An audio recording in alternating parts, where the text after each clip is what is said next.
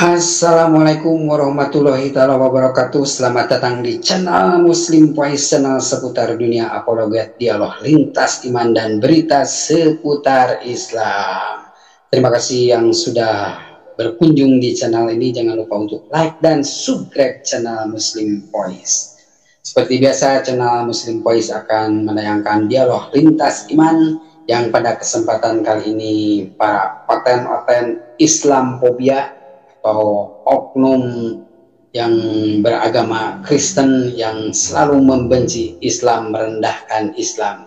Mereka menuduh, memfitnah bahwa Tuhannya umat Islam, Allah Subhanahu wa Ta'ala, itu adalah seorang laki-laki memiliki rupa seperti manusia, berambut keriting dan berbaju hijau. Tentu saja itu merupakan bualan mereka saja, karena jelas Allah Subhanahu wa Ta'ala itu adalah merupakan zat yang maha mulia yang tidak dapat diserupakan oleh ciptaannya, karena Allah memiliki sifat kun fayakun. Pada kesempatan kali ini para oten-oten ini menghujat dan menista Allah Subhanahu wa Ta'ala serta Nabi besar Muhammad SAW. Mereka membawa data-data palsu yang mereka angkat dari situs abal-abal, yang tentunya situs palsu yang memiliki tujuan untuk menistakan Islam. Bisa saja situs atau website dari Google tersebut adalah ciptaan atau tulisan para Islamophobia atau misionaris yang bertujuan untuk merendahkan atau menghancurkan Islam. Kita jangan mudah percaya dengan ucapan mereka. Kita harus percaya kepada ulama, kiai yang tentunya memiliki wawasan tentang Islam, bukan dari para kafir-kafir yang menghujat, yang menista Islam. Mari kita simak dialog lintas iman selengkapnya. Selamat menyaksikan. Ibnu Taimiyah mensahihkan hadis Nabi melihat Allah SWT dalam bentuk pemuda Amrat. Tuh ya, Ibnu Taimiyah mensahihkan hadis Nabi SAW melihat Allah SWT dalam bentuk pemuda Amrat. Nah, pemuda itu pasti laki-laki lah. Iya, surah 6 ayat 1. Iya, jelas. Takhrij hadis Ibnu Abbas telah menceritakan kepada kami Amr bin Salamah dari Qatada, dari Ikrimah, dari Ibnu Abbas yang berkata, Rasulullah SAW bersabda, aku melihat Rabku dalam bentuk pemuda Amrat berambut keriting dengan pakaian berwarna hijau. Tuh, Rasulullah SAW bersabda, aku melihat Rabku dalam bentuk pemuda Amrat berambut keriting dengan pakaian berwarna hijau. Tuh, jadi Allah datang dalam wujud pemuda Amrat berambut keriting dengan pakaian berwarna hijau. Ini dari Takhrij hadis Ibnu Abbas. Kemudian ini Ibnu Taimiyah, ya, Ibnu Taimiyah mensahihkan hadis Nabi dalam Nabi SAW melihat Allah dalam bentuk pemuda Amrat yang keriting. Ya. Pertanyaannya, Asta, Allah tuh ke salon mana ngeritingin rambutnya? Iya, yang pertama gini ya Bang, gini ya saya jelaskan. Hadis itu disahihkan oleh Ibnu Taimiyah, tapi hadis itu bukan Nabi. Jawab pertanyaan saya. Allah ke salon mana keritingnya? Ngeritingin rambut itu kemana? Gak jelas ini. Jawab dulu. Tentang Nabi melihat seperti itu, tapi tidak ada. Kalau kita bicara tentang teologi ketuhanan Islam, kita fokus ke teori ketuhanan Islam. Jangan Allah itu dalam bentuk pemuda Amrat, laki-laki yang belum tumbuh jenggot dan kumisnya, tetapi keriting, kan? Belum tumbuh jenggot dan kumisnya, tetapi keriting. Nabi rambut keriting dengan pakaian berwarna hijau. Mirip Nyi Roro Kidul tuh, rambut bajunya warna hijau, rambutnya keriting. Aduh, kan? Parah ini. Ini lawakan dari mirip Nyi Roro Kidul. Pakaiannya berwarna hijau, dalam bentuk pemuda Amrat berambut keriting. Itu mirip Nyi Roro Kidul. Kasihan loh, nggak turun-turun dari arsi, terbang terus per 3 malam ke seluruh negeri. Allah itu nggak turun-turun loh, terbang terus. Mana ini? Kan Nyi Roro Kidul bajunya hijau, terus rambutnya keriting kan, bergelombang-gelombang kan. Mungkin sama mungkin oknumnya mungkin. Terjadi kan? Iya, itu pertanyaannya, Allahmu itu yang bener yang mana? Yang rambutnya kribo, yang botak, atau yang nggak punya kepala? Itu kamu jawab. Loh, kalau orang Kristen sepakat Yesus itu Tuhan. Loh, tapi kalau Islam ini loh yang mana yang benar? Orang kalian bentuk Allahmu aja nggak sepakat-sepakat kok. Silakan.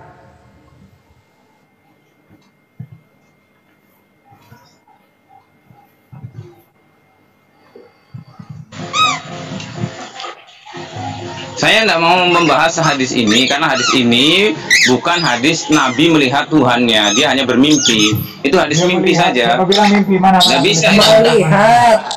Bohong lagi, melihat. Mana dibilang mimpi? Mana di sini ditulis mimpi mana? Itu mana ditulis itu ada kejadian apa? Nabi melihat Tuhannya. Iya, mana ditulis mimpi? Kejadian apa bisa dibuktikan? Nabi Muhammad dalam kitab Bukhari tentang kewahyuan.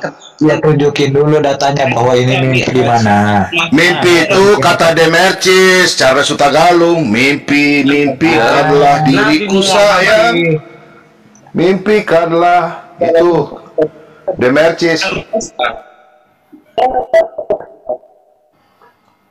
Ya, coba mana datanya bahwa ini mimpi mana? Panen yang dulu di mana ini dikatakan bahwa ini Muhammad sedang mimpi, ini di mana? Coba buka datamu.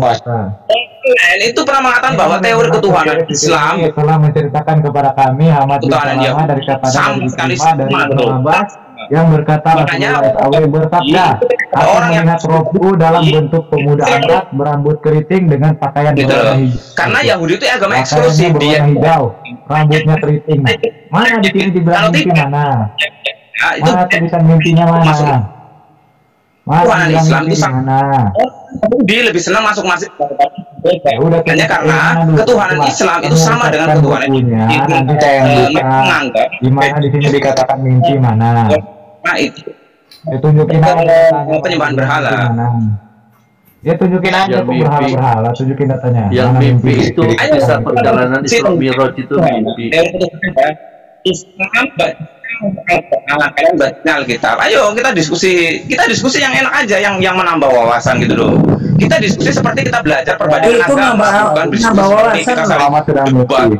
Nambah wawasan itu kan banyak umat Islam yang nggak tahu Allahnya kribo, dan itu hadisnya sahih itu. Muhammad melihat Allah ya dengan penampilan apa? Pemuda amrat, berambut keriting, pakai baju warna hijau. Itu kamu terima?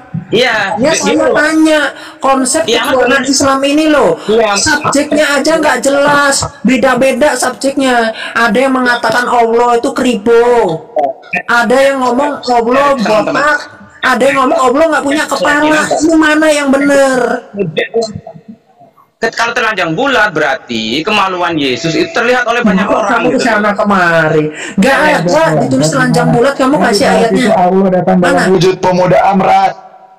Kalau pemuda itu ya pasti punya titik lah. Langsung mental sih Asta. Kasih ayatnya. Yesus itu telanjang bulat mana? Iya, kamu ujaran kebencian, kami nunjukin dalil loh. Emang pengikut si cabul ini repot nih. Otak kalau perlu diservis ya gitu. Jadinya repot kan ngimanin ajaran yang kayak begini. Kiamat, saya cuma bilang gini, makanya kalian jangan menghujat. Ayo kita diskusi. Kalau kalian menghujat, saya jadi akhirnya balik kita diskusinya jadi hujat. Apa? Menghujat apa? Itu fakta hujatan. Kiamat, polemik tentang masalah penyaliban, menurut saksi Yehova dia tidak di cross, tapi digantung. Kamu ngomong penyaliban gak nyambung kamu. Bahasa apa? Masih ada yang beranggapan sampai sekarang belum katanya Yesus itu disalib dalam keadaan telanjang bulat. Bukan buktinya bahwa pemahamannya berbeda-beda. Tunjukkan buktinya mana. Faktanya tampilkan di sini. Yesus yang mana yang mengatakan Yesus itu diserupakan itu adalah ajaran Injil Basilides, dan itu baru ada di abad kedua. Dan itu adalah seorang Kristen sesat yang ngarang-ngarang, yang ngawur. Jadi itu bukan ajaran dari Yesus, bukan ajaran dari para rasul. Itu data palsu. Ya, sekarang saya mau tanya, ada enggak pernyataan dari Yesus bahwa dia yang udah kabur-kaburan kan? Islam itu gitu loh. Kalau dibahas keimanannya langsung kabur-kaburan karena malu sama Muhammad, itu malu, akhlaknya itu memang hancur. Yesus menyatakan bahwa nanti dirinya akan disalib, dibunuh dan bangkit pada hari ketiga. Matius 16:21 sampai 23. Jelas itu kok ayatnya. Jelas Yesus menyatakan dirinya akan disalib nanti. Matius 16:21 sampai 23. Di mana? Buka Matius 16 ayat 21 sampai 23. Yesus menyatakan bahwa nanti dia akan disalib, kemudian bangkit pada hari ketiga. Buka aja dalilnya. Di Matius berapa? Matius berapa? 16 ayat 21 iya, sampai Matius 23. 16 ayat 21 sampai 23. Ya buka aja. Sejak seperti Yesus menyatakan mulai bahwa Yerusalem itu tua iman, kemudian ya, maka Yesus berpaling dan berkata, engkau. Bentar, saya yang baca supaya kamu nggak potong-potong ayatnya. Oke, Matius 16 ayat 21 sampai 23. Oke, itu kan perikopnya, judulnya di situ pemberitahuan pertama tentang penderitaan Yesus dan syarat-syarat mengikut Dia. Oke, kita baca. Sejak waktu itu Yesus mulai menyatakan kepada murid-muridnya bahwa ia harus pergi ke Yerusalem dan menanggung banyak penderitaan dari pihak tua-tua, imam-imam kepala dan ahli-ahli Taurat, lalu dibunuh dan dibangkitkan pada hari ketiga. Tetapi Petrus menarik Yesus ke samping dan menegur dia, katanya, Tuhan, kiranya Allah menjauhkan hal itu. Hal itu sekali-kali tak akan menimpa engkau. Maka Yesus berpaling dan berkata kepada Petrus, "Penyahalah iblis, engkau suatu batu kandungan bagiku. Sebab engkau bukan memikirkan apa yang dipikirkan Allah, melainkan apa yang dipikirkan manusia." Lalu Yesus berkata kepada murid-muridnya, ayat 24, "Setiap orang yang mau mengikut aku, ia harus menyangkal dirinya, memikul salibnya, dan mengikut aku." Jadi jelas Yesus sendiri mengatakan bahwa dirinya itu akan dibunuh dan dibangkitkan pada hari yang ketiga, ayat 21, jelas. Apalagi enggak, lihat mana ada ayat yang tidak ambigu loh ya. Tidak dibunuh dan dibangkitkan pada hari ketiga itu di mana? Kapan terjadinya? Ambigu. Pengikut ambigu. Muhammad itu lo akhlaknya benerin dulu. Baru kamu ngomong ajaran orang lain. Kamu nasihatin dulu. Muhammad jangan cabul. Gitu harusnya. Selama Nabi cabul, orang Kristen itu jijik sama Islam, ajaran Islam. Alkitabmu itu ketinggalan sejarah, jadi ceritanya lain. Ya, di kepala dan ahli-ahli Taurat lalu dibunuh dan dibangkitkan pada hari ketiga. Jadi itu dibunuh dan dibangkitkan pada hari ketiga itu kapan tuh? Dibunuh dan dibangkitkan pada hari ketiga kapan? Itu kan zaman imamnya. Kan Yesus kan sudah terangkat ke surga nih. Nah, terus yang dibunuh dan dibangkitkan pada hari ketiga itu kapan terjadinya? Ya pasti disalib. Nggak mungkin diserupakan, dibunuh dan dibangkitkan pada hari ketiga, udah jelas. Berarti Al-Quran salah, gitu. Oh, agama ya dalam ajaran kalian. Makanya saya tanya. Oh, ajaran kalian itu emang betul kok ayatnya bunyinya begitu, mau diprotes-protes, dipelintir-pelintir, gimana sih? Enggak, dari malu ya, malu sendiri itu. Islam itu malu ya. Kenapa kamu itu melakukan penyaliban itu? Kenapa? Flavius Josephus, sejarawan terbesar Yahudi pun mengatakan disalibkan kok dan bangkit pada hari yang ketiga. Anda cek di Sefaria ketik 3 April. Ya, jadi percuma. Iya, gitu. Masih banyak dari Lucian, dari Samosata, kita nunjukin dari Gaius Yesus aja sendiri. Yesus aja gitu. Jelas Yesus sendiri menyatakan bahwa dirinya akan dibunuh dan dibangkitkan. Iya, Yesus kapan terjadinya itu? Emangnya bukan Bro Rabi, bacakan itu Yohanes 20 ayat 28 sampai 29 itu perkataan Yesus tuh. Lihatlah itu tangannya, lambungnya. Ya. Tuh. Bahkan di situ tadi di mana ya tadi ya? Yohanes 20 ayat 28. Ada juga di ini Lukas 24 ayat 26. Coba baca situ. Lukas 24 ayat 26. Di situ kan Yesus berkata, "Bukankah Mesias harus menderita semuanya itu untuk masuk ke dalam kemuliaannya?" Tuh, menderita apa itu? Nah, terus ada lagi bangkit dari antara orang mati. Yang mana? Yang Lukas 24:26 apa? Nah ini nih. Di ini Mbak, ini Bu, Lukas 24 ayat 46 nih. Lukas 24 ayat 46 mereka katanya kepada mereka ada tertulis demikian, Mesias harus menderita dan bangkit dari antara orang mati pada hari yang ketiga. Oh, harus menderita dan bangkit dari antara orang mati. Berarti harus mati dulu. Jadi Yesus itu harus menderita dan bangkit dari antara orang mati pada hari yang ketiga, jelas. Ya, clear ya. Ya. Itu kata Yesus loh, tulisan merah itu. Lukas 24:46 tuh. Jadi Yesus itu berkata, menderita dan bangkit dari antara orang mati pada hari yang ketiga. Udah jelas, clear. Pengikut Sabul dibacaan begitu ketawa-ketawa. Kok kira kelakuannya Muhammad itu diterima sama orang Kristen? Enggak, jijik. Muhammad ngeliat anak umur 2 tahun 3 tahun mau dikawinin sama Muhammad. Ini apa? Udah tua, bandotan, kelakuan kayak begitu. Nabimu itu loh, kok bisa gitu ngaku-ngaku penyempurna? Jadi coba sampurnanya Islam dengan Nabi yang kelakuannya kayak Muhammad itu di mana? Tidak jelas, Alkitab tujuan bahwa setelah dua ditobatkan, anak manusia akan diserahkan. Iya, Yesus menyatakan dirinya tapi salib itu jelas dibunuh dan bangkit pada hari yang ketiga. Emangnya kapan yang terjadi itu? Yesus selalu memakai definisi anak manusia yang terjadinya kapan dibunuh dan bangkit pada hari ketiga. Kan tadi udah jelas juga di Lukas 24 Mesias harus menderita dan bangkit di antara orang mati. Ya kan? Biar Pak Bobom saja. Coba kau tanya kita. Nanti teman-teman. Ya, biar nanti teman-teman yang bertanya di Al-Quran. Biasa saya jawab Alkitab. Silakan kau tanya. Apa pertanyaanmu? Halo, saya cuma mau bilang gini, ya. Asta, dengar ya. Kamu nggak percaya bahwa Yesus mati disalib? Enggak percaya. Kalau kami itu enggak percaya bahwa Yesus nanti akan mati, tapi sekarang enggak percaya bahwa dia pernah mati. Jadi kalau di Al-Quran itu tidak pernah menyatakan bahwa dia sudah. Berarti tepat apa yang dikatakan. Kamu kan mau bertanya Alkitab, apa yang mau Al-Quran? Kamu bilang mau tanya Alkitab, sudah tanya sama Bapak sudah. Di sini. Barang siapa disesatkan oleh Allah tidak akan mendapat petunjuk. Ya itu betul. Kamu berarti itu. Karena kalau dalam Al-Baqarah 23 kan di sana mengatakan wa mayyutillahu wallahu minhu. Kan di sana pada siapa disesatkan oleh Allah tidak akan mendapatkan petunjuk baginya. Yaitu ya kamu. Iya. Ya, yang Cakil pertanyaannya apa? Pertanyaannya biar aku yang jawab, jangan teman-teman. Apa pertanyaanmu? Yesus tidak mati ya?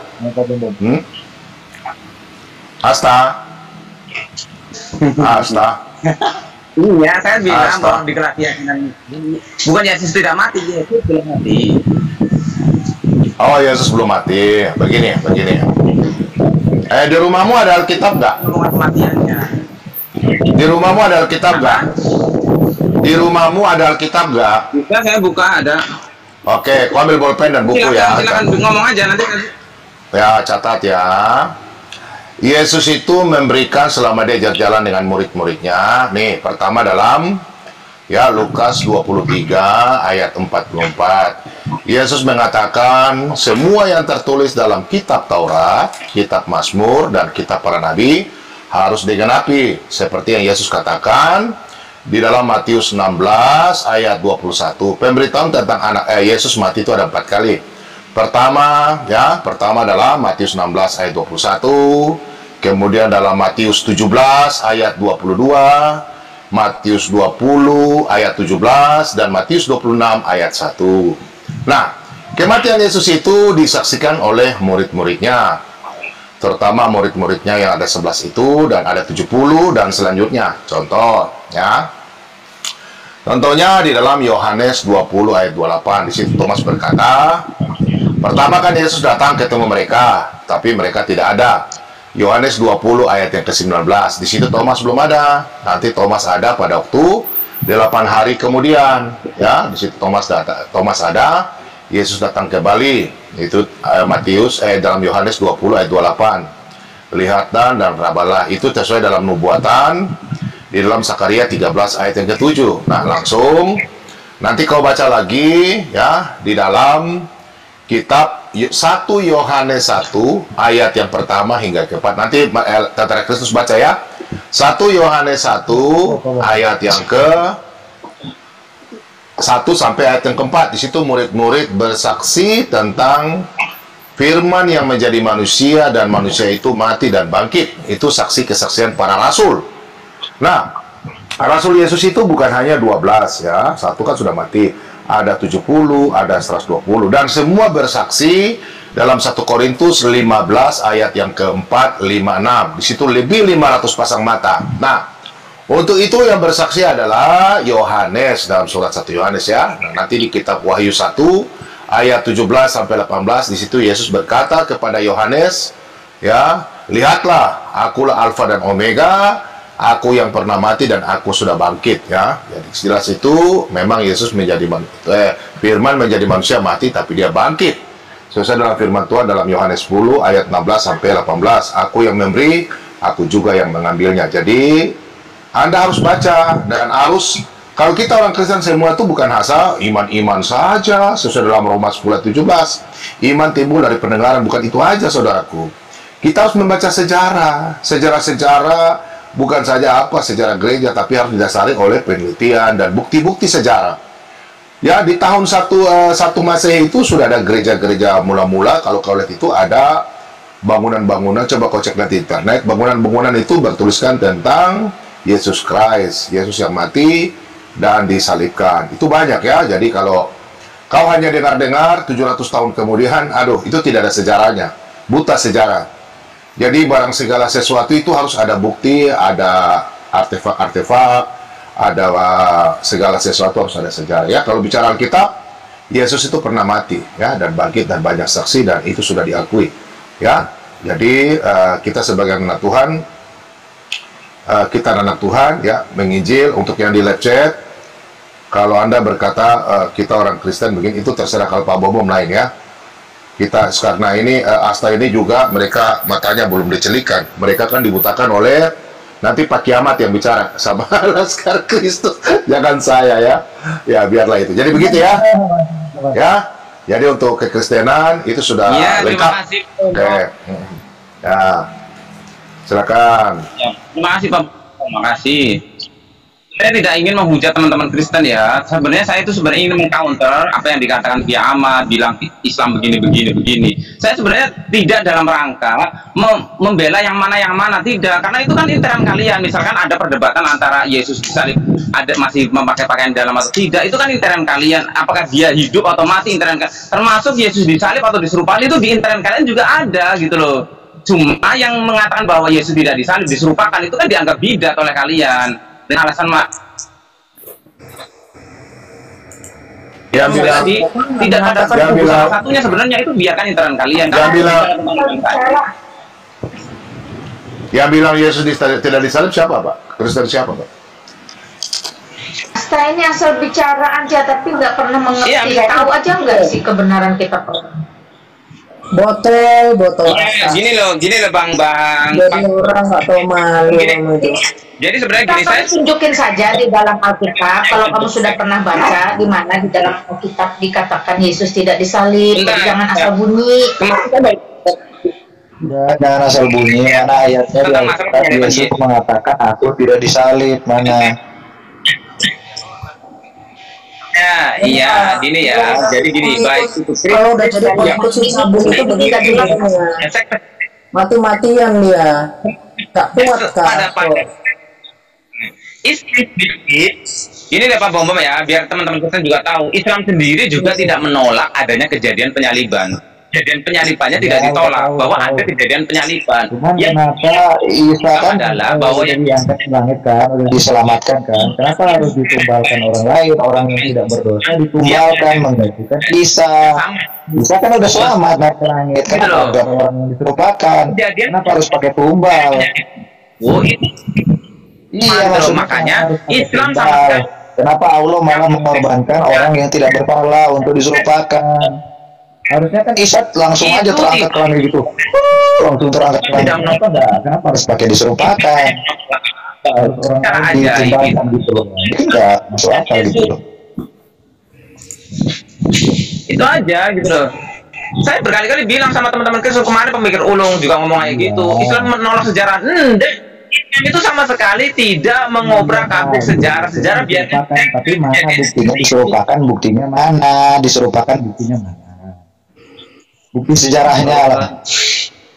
Kalau kamu tidak bilang mengobrak-abrik sejarah, kamu percaya? Boleh. Saya dulu bisa nulis gini. Zuma kemarin tertabrak mobil. Ternyata yang tertabrak mobil itu adalah orang yang wajahnya mirip Zuma, bukan Zuma sendiri. Ya, saya bisa juga menulis cerita begitu. Nah, pertanyaannya buktinya mana?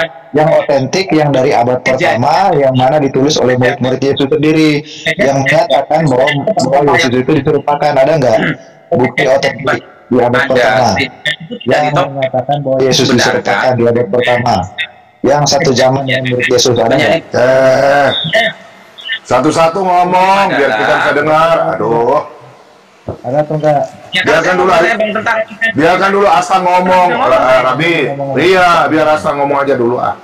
Iya, buktinya mana? Oke, pekerjaan saya sudah selesai. Nggak jelas. Dari tadi si Kribo nggak dijelasin sama si Asta ini. Tadi si Kribo. Nabinya yang kelakuannya cabul, ngambil istri orang nggak dibahas. Ajaran orang lain mau dipelintir-pelintir, otaknya nggak tahu apa-apa itu. Dah, Asta tidur aja kamu. Jadilah pengikut si cabul, mentaati setan, gitu aja. Mentaati si cabul, mentaati setan. Nah, itu ajaranmu tuh, makan. Dah, shalom Pak Injil, teman-teman semua. Kasihan dirimu sendiri daripada kamu mempermalukan dirimu, turunanmu. Ngomongnya satu-satu gitu loh. Sabar. Shalom, selamat sore teman-teman semua. Tuhan berkati. Ya, salam.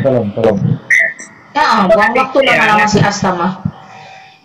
Saya ngasih pandangan Islam tuh pandangannya gini ya, maksudnya gini loh, kalian tidak percaya ada apa-apa kok, wong la ikrah di Al-Quran itu tidak ada fakta yang beragama, yang penting kalian paham bahwa pandangan Islam seperti ini gitu. Ini bukan percaya atau tidak percaya. Asta,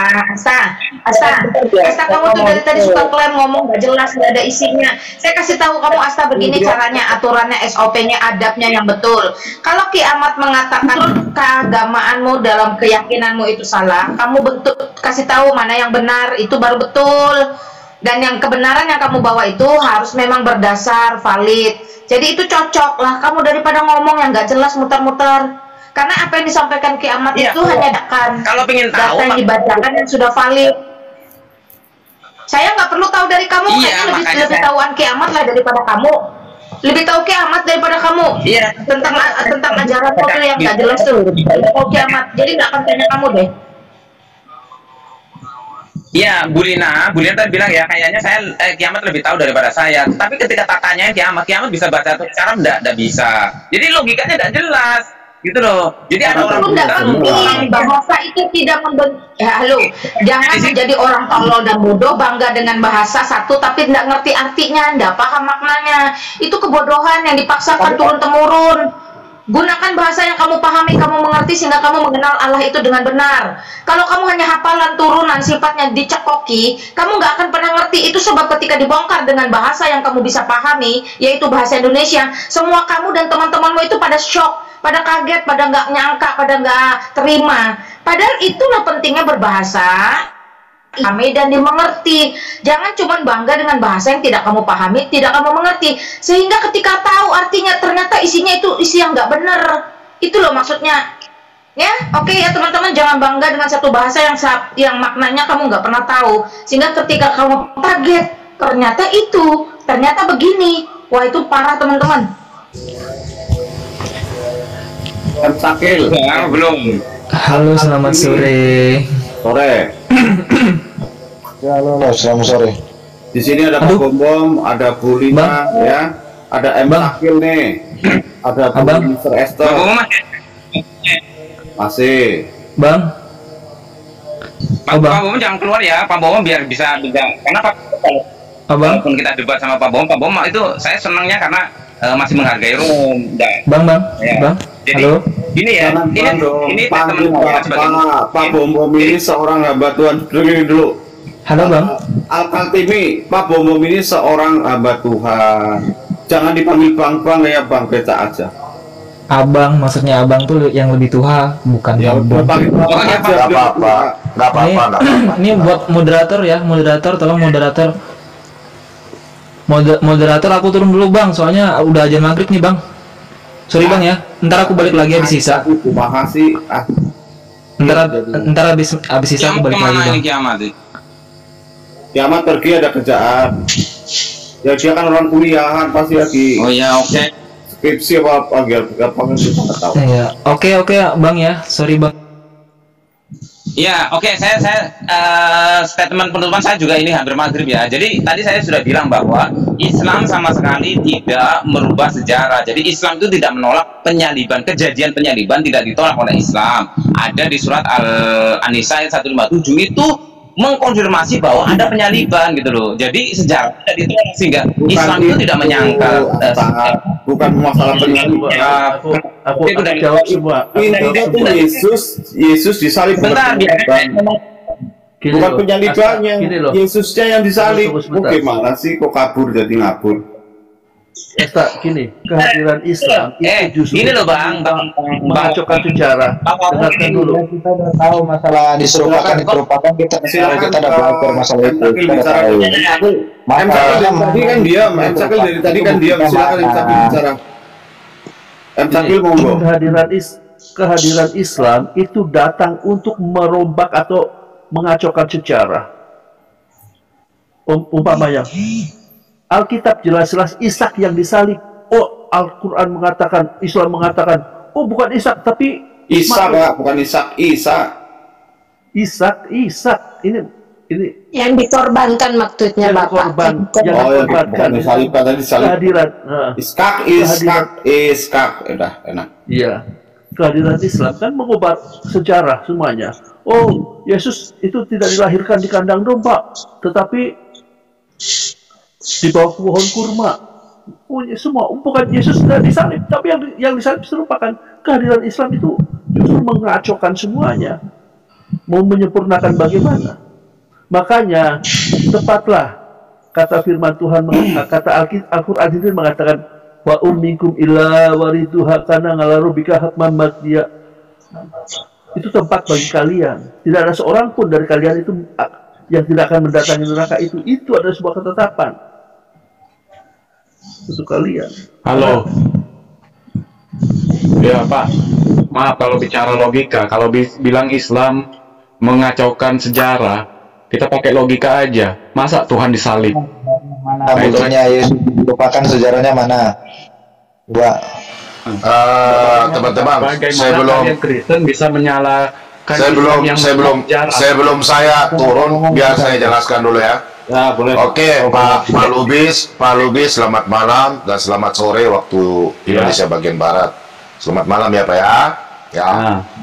Selamat malam juga. Ya, yang pertama kita harus mengimani dan Bapak harus tahu kenapa Kristen itu ada. Kristen ada karena semua ada Kristus. Kristus disalibkan, mati dan bangkit. Kalau Yesus tidak mati dan bangkit, kita Kristen ini tidak ada. Itu harus Bapak pertama tahu. Terus kata Tuhan dalam perjanjian baru dan perjanjian lama, maknanya itu harus Bapak tahu. Kata Tuhan atau kata Tuhan di dalam Alkitab ya, kurios ya. Itu kata Tuhan itu yang seperti Anda katakan dalam perjanjian baru, Tuhan adalah Tuhan Sang Pencipta, Anda salah ya. Kalau dalam perjanjian lama kalau ada kata T besar, U besar, H besar, A besar, N besar, itu Tuhan larinya ke proper name. Kalau dalam perjanjian baru, nanti Bapak lihat itu kata Tuhan itu bukan seperti proper name yang Bapak bilang itu, Tuhan ya dalam perjanjian lama, enggak. Tuhan Yesus itu adalah penguasa atau jabatan yang diberikan kuasa oleh Bapa di sorga. Di dalam Matius 28 ayat yang ke-18, segala kuasa telah diberikan kepadaku oleh Bapakku di sorga. Nah, itu yang pertama. Yang kemudian itu semua sudah tertulis bahwa ada penyaliban. Meskipun orang-orang yang bukan tidak percaya kepada Yesus dalam tahun 70 Masehi ya, di situ kalau Bapak baca kita sejarah Flavius ya, Flavius itu mengatakan bahwa Yesus itu, ya, Sofius ya, itu minta maaf ya, itu Yesus disalibkan. Dan kalau kita baca di Alkitab, itu murid Yesus itu banyak Pak, bukan 12 saja, ada 70, ada 120, dan 500 orang menyaksikan dan mata mereka melihat bahwa Yesus disalib, pernah mati dan bangkit ya. Nah, kita tahu bahwa dunia sekarang ini harus kita melihat segala sesuatu harus dari bukti, dan manusia itu jangan iman buta. Harus kita melihat bukti ya. Kita orang Kristen bukan imani buta aja. Kita membaca firman Tuhan, tapi kita harus punya sejarah dan kita ada merasakan hubungan dengan Tuhan. Tuhan itu ada. Nah, kita tahu bahwa Tuhan kita ada karena kita dengan tuntunan Roh Kudus dan bukti itu ada. Nah, sekarang nanti saya bisa tanya sama Bapak satu saja ya. Tapi terserah Bapak bisa jawab atau tidak ya, terserah Bapak. Nah, yang pertama begini saudara, murid-murid Yesus itu bersaksi. Tadi kan saya sudah jelaskan sama Pak Asta. Dan sejarah membuktikan bahwa